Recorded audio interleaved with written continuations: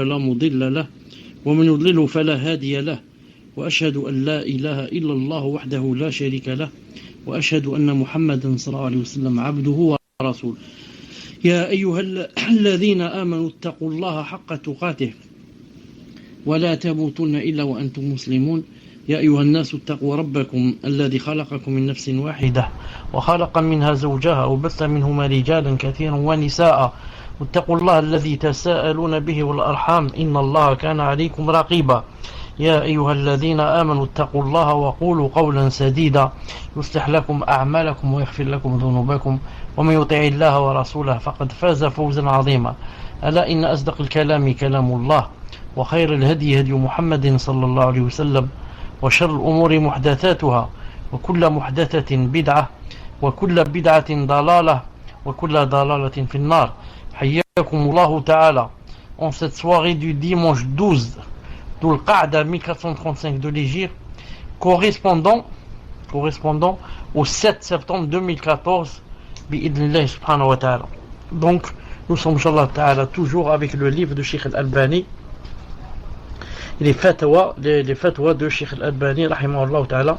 Donc nous sommes à la question numéro 4. Maintenant nous sommes dans les questions qui ont rapport avec le minhaj bi'idhnillah ta'ala. Quelqu'un a dit, on dit que lorsque le musulman est guidé vers la voie du bien, il a besoin d'un cheikh qui lui montre la voie. Car Allah Ta'ala le Très-Haut dit, le tout miséricordieux interroge donc qui est bien informé de lui. Cheikh Rahimahullah répond, Allah a dit vrai, interroge donc qui est bien informé de lui. Rahman fas'al bi khabira. Et Allah Ta'ala dit également, demandez donc aux gens du rappel si vous ne savez pas. Un homme participait à une expédition avec un groupe de compagnons du prophète sallallahu alayhi wa sallam. Il a dit, il fut blessé et un matin, il se retrouva en état de souillure majeure. D'ailleurs.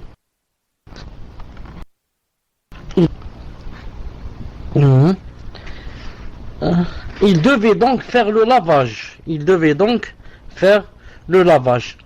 Il interrogea son entourage afin de trouver une dispense pour ne pas faire le lavage, mais ils lui dirent le lavage est obligatoire, alors fais-le. Il décéda, c'est-à-dire il a fait le lavage, il décéda des suites de ses blessures.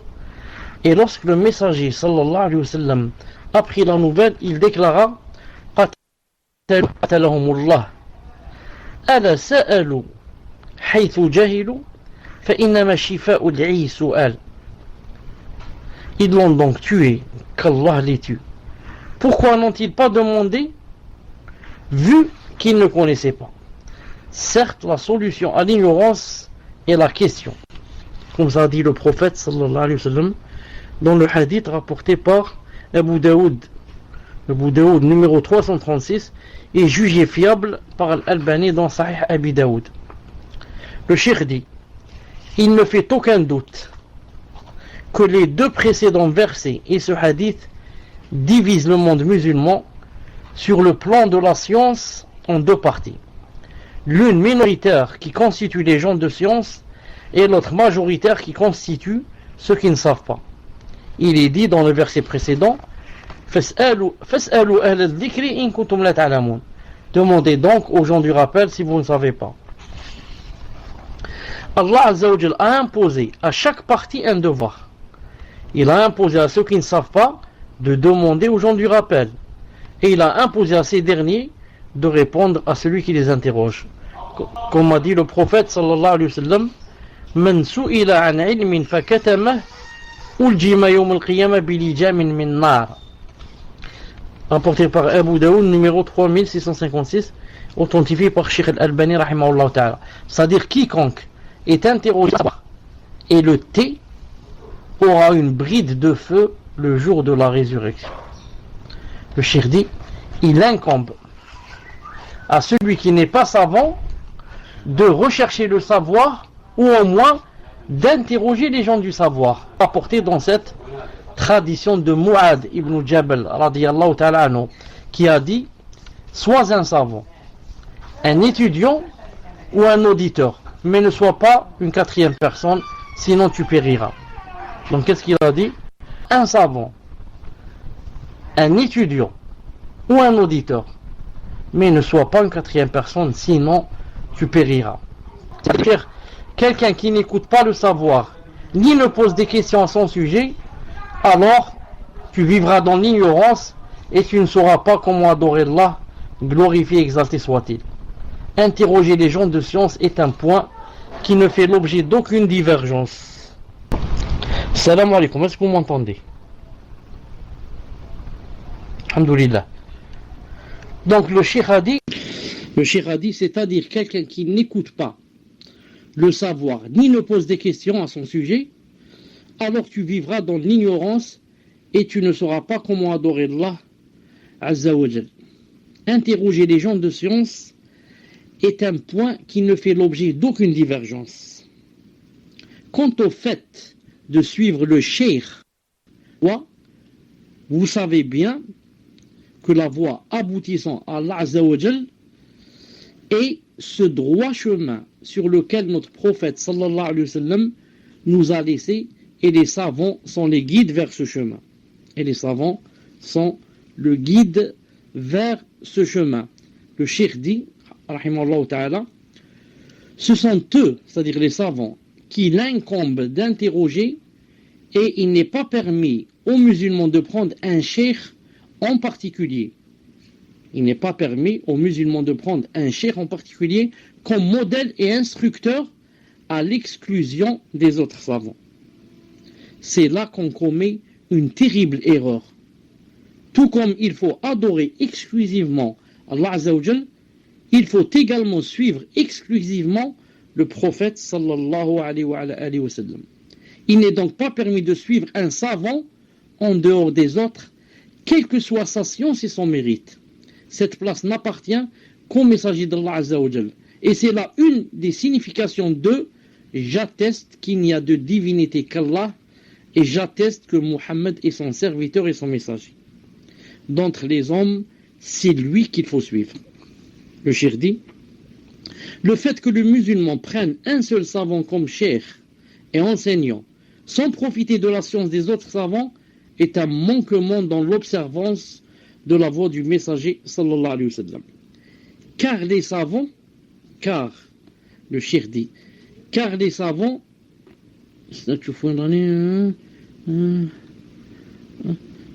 car les savants doivent être pris comme guides qui nous indiquent la voie que suivait notre messager sallallahu alayhi wa sallam. Quel que soit le savant et sa science, il est semblable aux autres lorsque Allah subhanahu wa ta'ala dit وَمَا أُوتِيتُم مِّنَ الْعِلْمِ إِلَّا قَلِيلًا, et on ne vous a donné que peu de connaissances. Al-Isra 85. Le cheikh dit, c'est une ancienne légende soufie, à savoir que chaque musulman doit avoir un cheikh. Pour notre part, nous disons, tout musulman doit être érudit, ou apprendre, ou écouter, sinon il périra. Quant au fait de prendre un cheikh en particulier, c'est l'œuvre des démons. C'est l'œuvre des démons. Nous implorons Allah Azza wa Jal de nous accorder de suivre le livre et la sunna selon la voie des pieux prédécesseurs et de nous éloigner des voies à la tête desquelles se trouve un démon qui appelle les gens. Et voilà mon rectitude, suivez-le donc et ne suivez pas les sentiers qui vous écartent du savoir. Louange à Allah, Seigneur des mondes. Donc, conclusion de la réponse à cette question, c'est que quoi? C'est que nous, alhamdoulilah, on suit tous les savants. Et on n'a pas, comme les soufis, un seul cheikh. Les soufis te disent, tu dois avoir un cheikh. Un cheikh, spécialement pour toi. Tu ne dois pas avoir deux ou trois, un seul. C'est vers lui que tu reviens dans toutes choses. Si tu veux te marier, il faut qu'il te donne l'autorisation. Tu veux voyager, il faut qu'il te donne l'autorisation. Tu veux faire le commerce, il faut avoir d'abord son autorisation. Tu veux, comment on dit, déménager vers une autre ville, tu dois avoir son autorisation. Et comme ils disent, celui qui n'a pas de cheikh, son cheikh est le shaitan. Et ils disent aussi, tu dois être entre les mains de ton cheikh, comme le mort doit être entre les mains de celui qui le lave. Le mort, quand il est entre les mains de celui qui le lave, est-ce qu'il peut faire quelque chose? Il ne peut rien faire. Non. Donc, toi aussi, avec ton cheikh, c'est-à-dire, non, il faut être très dévoué envers son cheikh. Et tu n'as jamais le droit de faire une remarque. Encore moins de lui dire, par exemple, pourquoi tu es en train de boire de l'alcool? Ou alors, pourquoi tu es en train, par exemple, d'enlacer cette femme? Non, il ne faut rien dire. Lui, il sait des choses que toi, tu ne sais pas. Et c'est toujours ce qui s'est passé entre Moussa alayhi salam et le Khadir. Pourquoi? Moussa lui a dit, pourquoi tu as tué cet enfant? Pourquoi tu as troué la barque? Pourquoi tu n'as pas pris en contrepartie d'avoir construit le mur? Et tu as vu que, à chaque fois, les réponses vraies étaient du côté de Khadir. C'est le Khadir qui avait raison dans ces trois questions. Donc toi aussi, avec le cheikh, tu te tais. Même s'il boit de l'alcool, s'il fait quoi que ce soit, ne cherche jamais à comprendre pourquoi, et encore moins, ne le critique pas. Ne lui dis pas tu es dans l'erreur. Ça, ce sont des soufis qui sont comme ça, ils vivent comme ça, billah, ils vivent dans la servitude des gens. Et bien sûr, les cheikhs alors profitent. Les cheikhs profitent de leur ignorance, de leur grande ignorance, de leur ignorance totale, et profitent de quoi? Des ténèbres dans lesquelles ils vivent, les cheikhs, les chouyours, des soufis doivent se dire, alhamdulillah, je demande à Allah subhanahu wa ta'ala que il ne leur ouvre jamais la porte de la science. Car s'ils vont apprendre, ils vont se retourner contre moi. Donc, alhamdulillah, ils sont des juhal, c'est moi qui commence, je lui dis, jette-toi du balcon, il doit se jeter, jette-toi dans la mer, il doit se jeter, va tuer telle personne, il doit le tuer, alhamdulillah, je suis pour eux presque un dieu. Naam, alhamdulillah. Que Allah Ta'ala nous préserve. Mais al-Sunnah wal-Jama'a, non. Disent, on a quoi? On a des ulama. Et regardez, Allah Ta'ala a dit, fas'alu ahl al-dhikr. Fasik. Si vous ne savez pas, demandez aux gens de la science. Il n'a pas dit à l'homme de science, un homme. Aux hommes de science. Tu vas chez celui-là, tu lui demandes. Si jamais, tu as toujours quelque chose dans le cœur, et tu trouves que le dalil n'est pas fort, ou ceci ou cela, tu vas vers un deuxième. Mais tu demandes, tu lui dis, voilà. C'est la même chose, tu vas vers un troisième. L'essentiel, ne suis pas tes passions. Ne dis pas celui-là, il ne m'a pas plu car ça fait toi est difficile, donc ça ne me plaît pas, je cherche quelque chose de simple, de facile. Non, c'est pas comme ça. Mais si tu n'es pas convaincu, va vers un deuxième, vers un troisième, jusqu'à ce que, Inch'Allah Ta'ala, tu trouves que ton cœur est apaisé à cause des dalils qui sont forts, bi'idhnillahi Ta'ala. Taïb. Il se peut que certains tardent pour poser des questions ou alors n'ont pas de questions. Alors je passe à celle qui suit, numéro 5, puisque, Inch'Allah Ta'ala, c'est la dernière. Puisqu'elle est la dernière, le temps que les autres, Inch'Allah Ta'ala, cherchent des questions sur ce que j'ai dit. Bon, la dernière question, numéro 5, la dernière pour aujourd'hui. On dit, écoutez, c'est très important, on dit qu'il ne faut pas donner d'appellation telles que Salafi, Soufi, frères musulmans, Tahririte, etc. Musulmans, alors quelle est la nécessité de se donner une appellation précise qui est restreinte? Réponse. Nous avons déjà entendu ces propos. Tu as forcément entendu parler d'un certain Abd al-Halim, auteur du livre Tahrir al-Mar'a, la libération de la femme. Abd al-Halim était dans un premier temps notre disciple. Il était de ceux qui avaient fui l'injustice de Abd al-Nasir vers la Syrie. Abd al-Nasir, c'est le gouverneur, l'ancien gouverneur d'Égypte, Jamal Abd al-Nasir, vers la Syrie. Il a assisté à nos cours et a pris bon nombre de principes de la Salafiyya. Mais par la suite, le monde nous a séparés. Je me trouvais à Damas et j'allais voyager pour le Koweït. Lui avait ouvert une maison d'édition dont le nom est, me semble-t-il, Dar al-Qalam. Bref, je fus surpris lorsqu'il m'envoya 3 volumes de l'ouvrage précité. Or, il y avait très longtemps que j'avais connu ce personnage. Je ne retiens pas bien les noms. Je n'avais donc pas reconnu l'auteur. Ainsi, ou un appel téléphonique me disant qu'il voulait avoir mon avis sur le livre qu'il m'avait envoyé. C'est alors qu'il me donna le titre du livre et que je reconnus. Il vint et resta chez moi une semaine entière. Il constata que son livre reposait sur la mythologie du hadith, ce qui montre qu'il a délaissé nombre de ses opinions. Il donna également une bourse à un étudiant pour travailler pour lui chez moi afin qu'il apprenne la science du hadith. Ce fut le résultat des discussions que nous eûmes en. Bref, je lui dis. Donc cette personne a posé cette question, elle a dit, on dit qu'il ne faut pas donner d'appellation telle que Salafi, Soufi, frères musulmans, etc. Et ça suffit de dire nous sommes musulmans. Le Cheikh Al-Albani a dit qu'il avait rencontré un homme, etc. Et que maintenant, il va lui répondre. Il a dit, bref, je lui dis, si l'on te demande quelle est ta tendance, il répondit, je suis musulman. Je lui répliquai, est-ce suffisant? Il affirma, oui. Oui. Que dire du fait qu'Allah Ta'ala nous a désignés en tant que musulmans dans le noble verset? Il y a un verset où on est désigné comme musulman. Le verset, si je me rappelle, quel verset veut-il dire? Une seconde.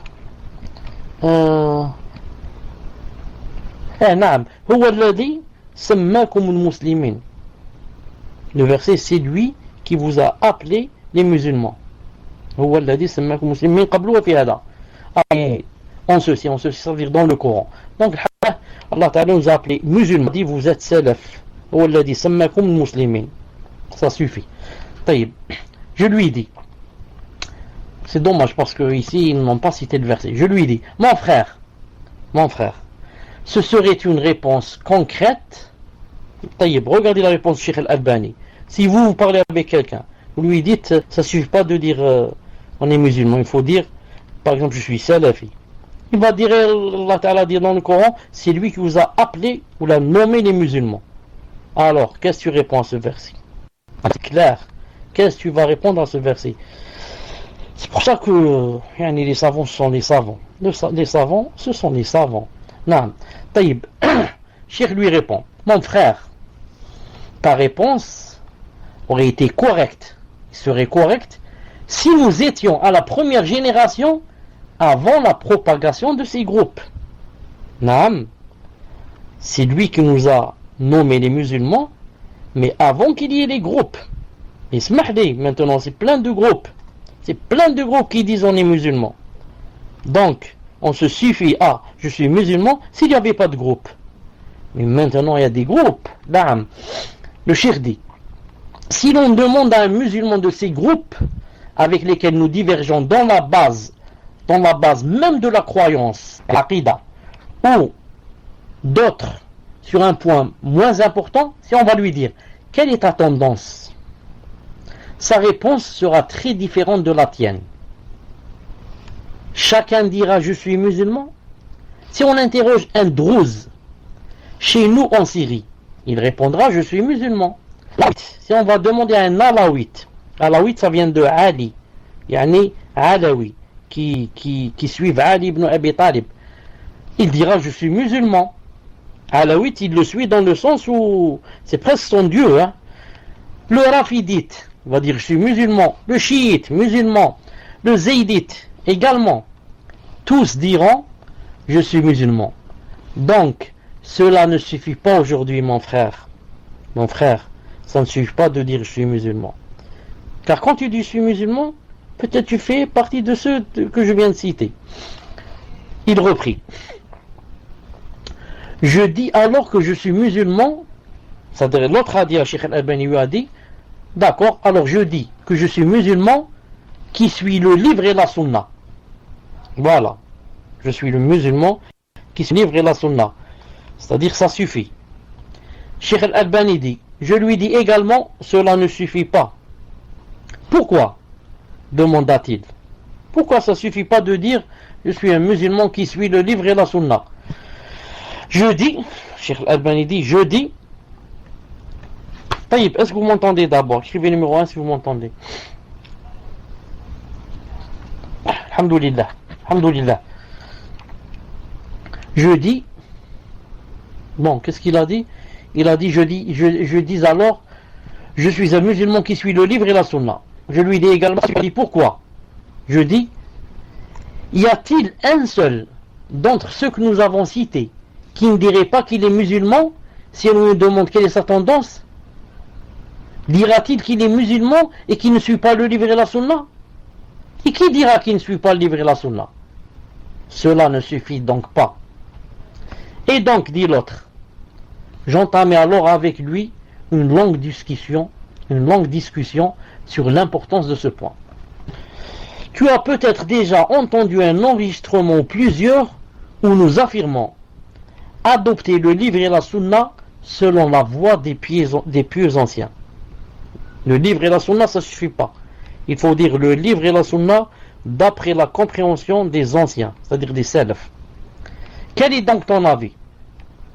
Aujourd'hui, le musulman qui connaît la langue arabe, ses styles, ses règles, etc., est-il suffisant qu'il comprenne le livre et la sunna sans revenir à la voie des pieux anciens, qui ont vécu l'application de ces deux sources de manière pratique et ont reçu leur enseignement du messager sallallahu alayhi wa sallam par l'application? Il répondit, ce n'est valable que selon la voie des pieux anciens. Fort bien, repris-je. Si on te pose à présent la même question, à savoir, quelle est ta tendance, et que tu réponds, je suis musulman et je suis le livre et la sunna, ce n'est pas bon. Nous exigeons de toi un troisième point, c'est-à-dire être musulman et suivre le livre et la sunna selon la voie des pieux anciens. Naam. Si tu poses la question, tu devras lui donner une conférence pour lui répondre. L'autre a dit. Il a dit donc, si on te pose la question, tu devras lui donner une conférence pour lui répondre. Tu lui diras, je suis musulman et je suis le livre et la sunna selon la voie des pieux anciens. Il a dit, que vas-tu dire? Naam. Que dis-tu? Ou plutôt c'est Cheikh Al-Albani qui a dit ça. Cheikh Al-Albani rahimahullah, c'est lui qui a dit ça. Maintenant, naam, si on te pose la question, tu vas donner une conférence pour lui répondre. Alors qu'est-ce que tu penses? Naam, c'est l'expression dans la linguistique. Naam. Il a dit, tu es plus savant que moi dans le domaine de la langue. L'important est que si nous voulions exprimer l'idée qu'un musulman suit le livre et la sunna selon la voie des pieux anciens, et nous allons utiliser le terme salafi. Qu'en penses-tu? C'est très long de dire à quelqu'un, moi, je suis le livre et la sunna selon la compréhension des pieux prédécesseurs. Qu'est-ce que tu penses si on va lui dire directement, s'il dit de quelle tendance vous êtes, je suis salafi. Salafi, ça remplace le livre et la sunna d'après la compréhension des pieux prédécesseurs. Alors il lui a dit, qu'en penses-tu? Réponse de Cheikh Al-Albani. Voilà, contraction. Réponse de Cheikh Al-Albani rahimahullah. Une seconde avant de donner la réponse, on m'a demandé ici d'allumer le climatiseur. Donc une seconde, j'allume et je reviens. Bi'idnillah. Assalamu alaikum. Assalamu alaikum. Est-ce que vous êtes avec moi? Donc Cheikh Al-Albani a dit rahimahullah ta'ala, qu'est-ce que tu penses si au lieu de dire aux gens, je suis le Coran et la Sunna d'après la compréhension des pieux prédécesseurs, tu dis directement, je suis salafi. Qu'en penses-tu? L'autre a dit, en vérité, je peux t'amadouer en te disant oui, mais je crois réellement qu'il vaut mieux respecter les priorités. En sachant qu'un tel est salafi, la première chose que la personne pensera, et pour beaucoup de choses, certains usages plaisent et d'autres moins. Il n'échappe pas que certains usages dénotent une certaine forme de fermeté, allant parfois même jusqu'à... c'est-à-dire si on dit suis salafi, ça fait un peu peur et cela. Cherdi, sois plus précis de tes propos. Si tu dis musulman, on ne pourra pas exclure le chiite le rafidite, le drouz, l'alawite et l'ismaïlite. Les ismaïlites, naam. Certains disent sont des kofars. L'autre dit, les exclure est possible. Mais pour ma part, j'aurais, si Allah Ta'ala veut, suivi le noble verset. C'est lui qui vous a nommé les musulmans. Alors l'autre il tient toujours. Il dit, Allah Ta'ala dit dans le Coran, c'est lui qui vous a nommé les musulmans. Alhamdulillah, moi aussi je dis je suis musulman. Car si je dis je suis salafi, les gens vont comprendre d'autres choses et à cause de certains qui sont rudes, etc. Ça va faire comme ça. Cheikh dit, pardon mon frère, mais ce n'est pas vrai. Ce n'est pas vrai quoi? Ce n'est pas vrai que si tu cites le verset, tu dis c'est lui, c'est-à-dire Allah, c'est lui qui nous a nommé les musulmans, donc ça me suffit, je dis je suis musulman car Allah Ta'ala nous a nommé musulmans. Cheikh lui dit, ce n'est pas vrai, pardon, tu n'as pas suivi le verset, car celui-ci désigne le musulman dans le véritable sens du terme, tu n'as pas suivi le verset, car tu sais bien que l'islamique consiste à s'adresser aux gens en fonction de ce qu'ils comprennent, n'est-ce pas? Alors, lorsque nous disons je suis musulman, qui comprend qu'il s'agit du musulman dans le véritable? Qui comprend? Absolument, personne ne comprendra cela. Voilà pourquoi les dangers que tu as évoqués à l'instant peuvent être vrais, comme ils peuvent ne pas. Lorsque tu dis qu'ils font preuve de fermeté, d'abord, cela pourrait être vrai pour certains, et non pas en tant que méthodologie scientifique et dogmatique. C'est-à-dire certaines preuves, certaines personnes peuvent être rudes, peuvent être ne pas avoir de hikmah, peuvent ceci, cela. Mais ça ne veut pas dire que la méthodologie des salafs, c'est elle qui est rude, c'est elle qui n'a pas de hikmah, c'est elle qui fait fuir les gens. Il faut faire la différence entre la méthodologie, voilà, elles ne sont pas représentatives. Il faut faire la différence entre la méthodologie et les gens qui s'en appellent, qui disent je fais partie de cette méthodologie. Naam.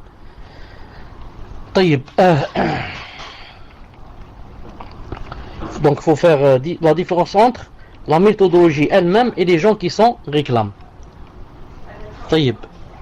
Ensuite le cheikh dit, laissons tomber les individualités pour parler plutôt des voies suivies.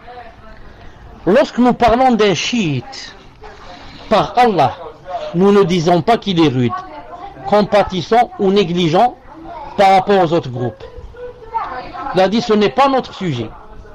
Il s'agit plutôt de donner une appellation pour désigner la voie avec laquelle une personne adore Allah subhanahu wa ta'ala. Non. Ça. Je répète, lorsque nous parlons d'un chiite par Allah, nous ne disons pas qu'il est rude, compatissant ou négligent par rapport aux autres groupes. Ce n'est pas ça notre sujet. Il s'agit plutôt de donner une appellation, désigner la voie avec laquelle une personne adore Allah. Quant au fait de dire un tel est négligent, un tel est rude, moi je suis musulman, les compagnons n'étaient-ils pas tous musulmans? Oui, bien sûr, mais certains parmi eux ont volé, comme salam, et d'autres ont forniqué. Alors, est-il justifié que l'un d'eux dise je ne suis pas musulman à cause de cela, à cause de celui qui a volé, à cause de celui qui a fait telle chose? Donc, à cause de lui, il ne faut pas dire je suis musulman. Donc, d'après toi, s'il y a des salafis qui sont rudes, s'il y a des salafis qui sont voleurs, donc à cause d'eux, je ne vais pas dire je suis salafi. Vous avez compris? Non, c'est pas vrai. Non. Moi, je dis je suis salafi, et l'autre, celui qui est dur, celui qui est ceci, celui qui a volé, qui est salafi, que Allah Ta'ala le guide. C'est pas la salafia qui lui a dit de voler ou de faire. Que Allah Ta'ala le guide. Non. La salafia se désavoue de ce qu'il a fait. Mais ce n'est pas à cause de lui, je vais dire il n'y a pas de salafi, je ne suis pas salafi, j'ai honte d'être salafi, il ne faut pas dire je suis salafi. Vous avez compris? Les compagnons n'étaient-ils pas tous musulmans? Oui, bien sûr, Mais certains parmi eux ont volé, d'autres ont forniqué. Alors est-il justifié que l'un d'eux dise je ne suis pas musulman? Non. Il est musulman et croit en Allah et en son messager en tant que voie à suivre. Seulement il arrive parfois qu'il transgresse sa voie. Cheikh dit personne parmi nous n'est infaillible. Personne. Naam, la salafiyya n'est pas responsable de ce qu'il a fait. Personne parmi nous n'est infaillible. Nous parlons d'un terme qui désigne notre croyance, notre pensée et notre voie dans la vie en ce qui concerne les religions par laquelle nous adorons Allah. Et si un tel est rude, alors un autre est négligent. Est-ce pour autant une voie à suivre? Non. Ce ne sont que les agissements d'un ou de plusieurs individus. Le cheikh dit, rahimahullah, je voudrais que tu réfléchisses à cette brève expression, c'est-à-dire être salafi, afin que tu ne t'arrêtes pas aveuglément au mot musulman, alors que tu sais que personne ne comprendra de ta part le sens que tu vises. Il faut donc que tu t'adresses aux gens en sorte qu'ils comprennent, c'est préférable, la signification du musulman lors de la première génération n'est pas du tout celle d'aujourd'hui. Ensuite, c'est vrai, quand tu dis, je termine et je fais le commentaire. La signification, écoutez bien, la signification du mot musulman lors de la première génération n'est pas du tout celle d'aujourd'hui. Tu connais d'ailleurs des musulmans qui se nomment coranites, et qui rejettent la sunna, carrément, ils disent on croit seulement au sunna, on ne croit pas à la sunna. Eux aussi disent qu'ils sont musulmans. Et tu t'associes à eux en disant être musulman. Je lui dis, désires-tu que je comprenne que tu es coranite, toi? Ce n'est pas ce que tu souhaites. Fais-moi donc comprendre ce que tu es. Fais-moi donc comprendre ce que tu es. Dis, je suis salafi. Dis, je suis salafi. Voilà la réponse du cheikh. Non. طيب. Non, ce que je voulais dire, autrefois quand Allah Ta'ala nous a appelés musulmans, les autres disaient on est musulmans, ça. Et jusqu'à présent, coranites, ils suivent seulement le Coran. Non. Mais maintenant, si je te dis qu'est-ce que tu es, tu dis je suis musulman. Et tu vas t'arrêter à musulman. Donc, tu vas me donner des ambiguïtés. Quel musulman tu es? Il y a les musulmans, les coranites. Les coranites, ceux qui disent on suit seulement le Coran. Les savants ont dit d'eux, ce sont des kuffars. Mais eux, ils disent on est musulmans. Tu dis je suis musulman, il y a les rafidites, il y a les ismaélites, il y a les batinites, il y a les jahmites, il y a les mu'tazilites, il y a les ash'arites, il y a les maturidites, il y a les karamites, il y a les kullabites. Qui es-tu? Toi, qui es-tu parmi tous ceux-là? Tu es tout cela ou tu es l'une des sectes de cela ou tu es qui? Le hadith a dit il y en a 373, il y a 73 parmi ma umma. Les musulmans vont se diviser en 73 sectes, 72 dans le feu.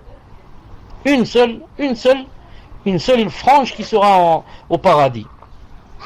Donc maintenant quand tu dis je suis musulman, je ne sais pas qui tu es.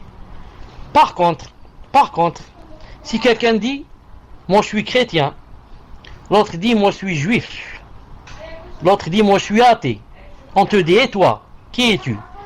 Tu dis je suis musulman. Là on comprend, tu es musulman comparé à celui qui est chrétien, comparé à celui qui est juif, celui qui est mazdéen, celui qui est athée. Là il faut dire je suis musulman, tu ne vas pas dire je suis salafi. C'est quoi la salafiyya?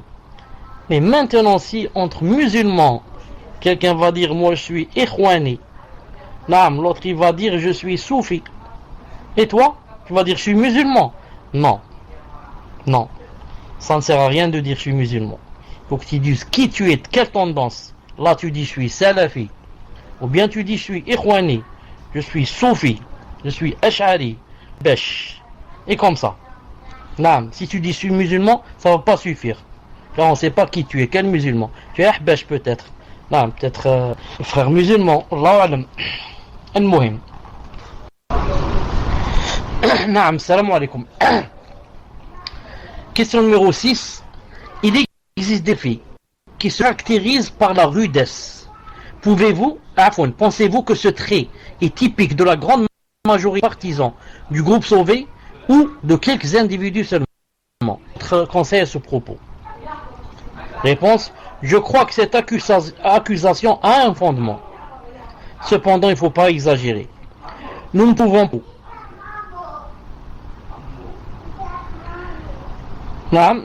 pas nous disculper de ce défaut, mais je crois également que les opposants au message salafi exagèrent. Il y a plusieurs causes à cela, certaines étant propres à la nature du groupe et d'autres à celle des opposants. S'il y a un groupe qui ordonne le bien et condamne blâmable à l'échelle de l'ensemble des musulmans, c'est bien ce groupe-ci, c'est-à-dire les salafs. C'est pourquoi, lorsqu'ils pointent certaines choses relatives à l'injonction du bien et à la condamnation du blâmable par rapport aux autres qui négligent ce devoir, cela devient de la rudesse et d'extrémisme. Vous avez compris, Cheikh a bien montré. Il a dit, certes, dans les salafs, il y a des personnes qui sont rudes, des personnes qui sont plus ou moins violents, des personnes qui manquent de science et qui, avec une bonne niya et avec un grand amour pour ce dîn, etc., veulent imposer. Ils veulent imposer ce qu'ils pensent. Ils veulent imposer la chose. Il y en a qui sont comme ça. Le Cheikh a dit, mais il ne faut pas oublier qu'il y a des exagérateurs. Et il y a aussi des gens qui détestent la salafiyya. Donc ils profitent pour dire, exagérer et généraliser. Et dire que les salafs sont rudes, sont difficiles, sont violents, sont ceci, sont cela. Alors que si on va compter ce défaut, ils sont minimes, ça se compte sur les doigts de la main. Ensuite, le cheikh a dit une chose très importante. Il a dit ensuite, il ne faut pas oublier une autre chose très importante. C'est quoi? C'est que les salafs, même s'ils sont rudes, s'ils sont ceci, s'ils sont cela, au moins qu'est-ce qu'ils font?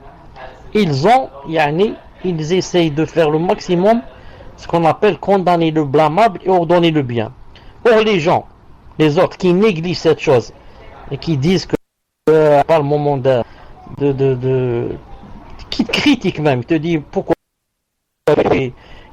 comme message et toi, laisse les gens vivre comme ils veulent, etc. Alors quand ils voient ceux qui veulent condamner le blâmable et blâmer plutôt ordonner le bien, alors ils les critiquent. Et ils disent qu'ils sont durs, ils sont ceux-ci, ils sont des extrémistes, etc. C'est comme les gens qui si tu fais par exemple, tu fais une contre quelqu'un, ils te disent pourquoi. Il ne faut pas juger les gens. Seul Allah juge. C'est-à-dire qu'il ne faut pas juger les gens. Il faut mettre en garde. Comment il ne faut pas mettre en garde? Le prophète n'a-t-il pas mis en garde contre le Messie Dajjal et les Khawarij et les Takfiri et les groupes? Il n'a pas dit à 73. Attention, il n'y a qu'un seul groupe qui est sauvé, etc. Ou bien on laisse les gens quand même, on les laisse faire, on laisse les gens égarer les gens. Et bon, on me dit qu'il y a beaucoup de coupures. Hein. Bon, il faut patienter, Inch'Allah Ta'ala, il faut patienter. Le cheikh dit, dans les médias de nos jours, on nomme ces extrémistes fondamentalistes, car ils se distinguent des autres en veillant absolument au retour jusqu'à ce qu'elle soit d'application sur terre. Telle est la réalité qui touche le groupe sauvé. D'un autre côté, il peut aussi s'agir d'un défaut qu'ont certains, et aucun groupe n'y échappe. Il peut y avoir parfois de la rudesse, comme le fait de se mettre en colère, ce qui ne convient pas. Mais on exagère le phénomène et il est généralisé à tout ce qui s'affilie à cette voie correcte, c'est-à-dire la salafiyya. Dès lors, le sujet sort du cadre de la réalité pour entrer dans l'imaginaire pour les deux raisons suivantes. Premièrement, c'est propre à la nature de ceux qui remplissent ce devoir que les autres remplissent peu ou rarement. Deuxièmement, c'est propre aux opposants qui n'acceptent pas cette voie, surtout lorsqu'il s'agit de remédier à des problèmes que l'on dit être secondaires. Quand tu veux montrer une chose à quelqu'un ou bien interdire quelque chose de blâmable ou là, qu'est-ce qu'on te dit toujours? On te dit que ce sont des choses secondaires. Je ne vois pas pourquoi vous parlez de ça maintenant alors que nos frères sont tués à Gaza et nos frères sont tués en Afghanistan ou je ne sais où, on on les étrangle, on les tue, on les brûle, on se sait, et toi tu viens de parler ici de yani siwak et je ne sais quoi, sont des choses secondaires, ou même des épluchures, comme ça ils disent. Les frères musulmans, qu'est-ce qu'ils disent? Surtout eux. Ils te disent ça c'est une épluchure. Il faut parler de plus important. Plus important c'est comment devenir membre dans le Parlement. Comment détenir les rênes du pouvoir. Comment devenir une grande responsabilité, avoir une grande responsabilité pour, entre parenthèses, za'ma, je dis za'ma 3 fois, appliquer la charia et instaurer le califat, Allahu Akbar. Instaurer le califat, Allahu Akbar. Le califat, khlas, il a été instauré à Bagdad. Il est à Bagdad chez le Dajjal, comment il s'appelle, Baghdadi. Le Dajjal Baghdadi a maintenant instauré le califat. Je ne sais pas ceux qui étaient présents peut-être pendant le Ramadan, quand j'ai parlé du Dajjal Baghdadi. Si certains sont présents peuvent confirmer.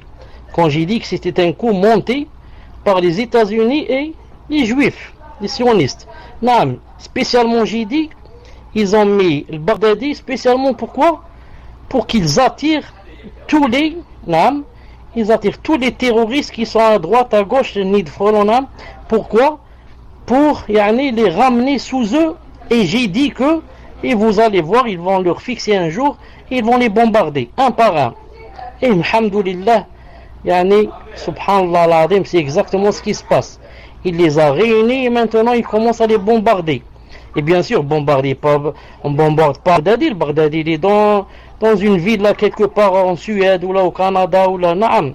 C'est pas lui qu'on bombarde, mais lui il est payé pour faire ce rôle.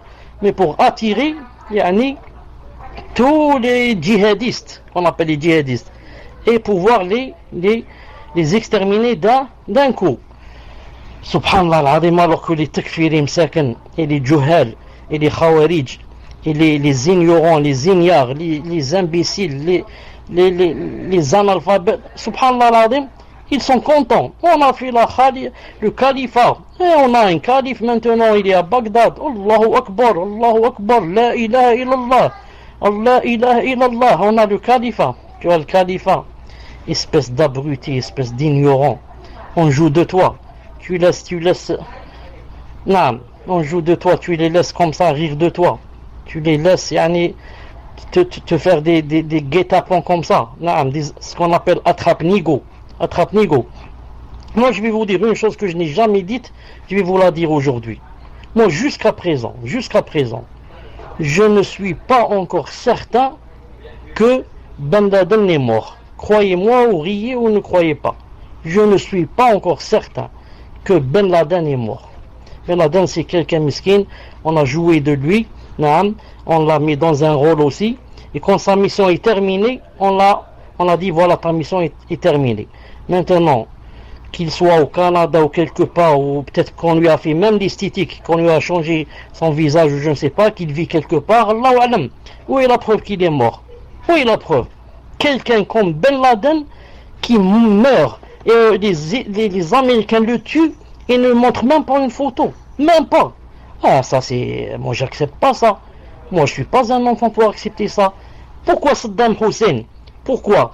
Quand on l'a tué, on l'a montré en direct. Regardez en direct comment on le pend. D'Allah, comment ils l'ont pendu. En direct. Bien sûr, ce sont les Rawafid qui l'ont tué, vous savez. Ce sont les chiites. Non. Kadhafi, en direct. Ben Laden est plus dangereux que Saddam Hussein et Kadhafi réunis. Plus dangereux 20 fois, 30 fois, 100 fois plus dangereux. Et on ne le montre pas. Oh, il est mort, on l'a jeté à la mer. C'est un requin, on le jette à la mer. Non, c'est pas possible. Et ça ne rentre pas dans la tête comme ça facilement. Non.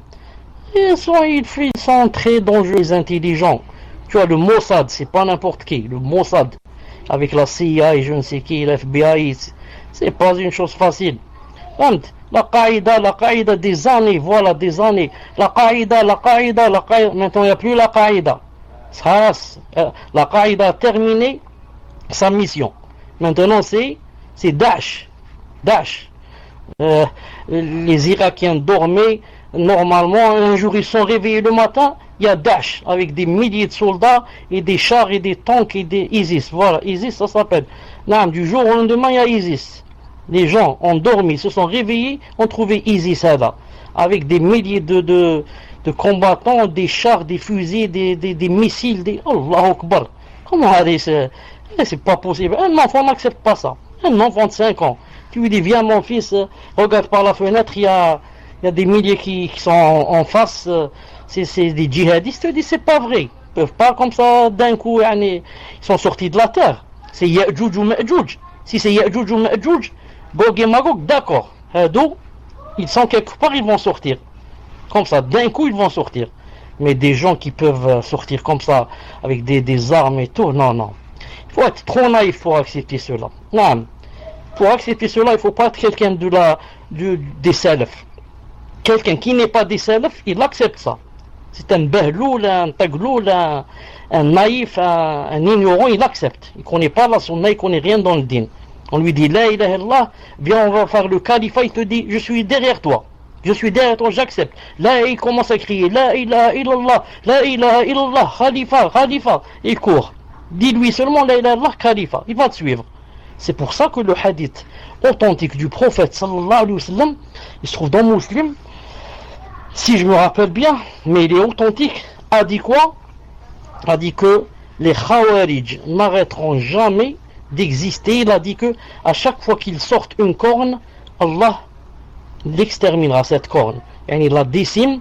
Il a dit jusqu'à, écoutez bien ce qu'il a dit le hadith sahih, il a dit jusqu'à ce que les derniers des Khawarij sortiront avec l'armée du Messie Dajjal, de l'Antichrist. Ça veut dire les Khawarij et les Takfiri. Quand le Messie Dajjal va venir, ils vont le suivre. Pourquoi? Ils n'ont pas la lumière dans le cœur de la Sunna. Ils n'ont pas... Ils suivent n'importe qui. Quiconque dit La ilaha illallah Muhammad Rasulullah, le califat, ils le suivent. Quand le Messie Dajjal va venir à la fin des temps, ils vont le suivre. A'udhu billah. Hadith authentique. Il a dit, ils seront حتى يخرج آخرهم في أعراض الدجال, jusqu'à ce que le dernier sorte dans l'armée du Dajjal. Que Allah Ta'ala nous préserve. C'est vraiment grave, c'est vraiment grave. Naam. Donc voilà, Inch'Allah Ta'ala, pour aujourd'hui. Voilà pour aujourd'hui. سبحانك اللهم وبحمدك أشهد أن لا إله إلا أنت أستغفرك وأتوب إليك. السلام عليكم ورحمة الله وبركاته.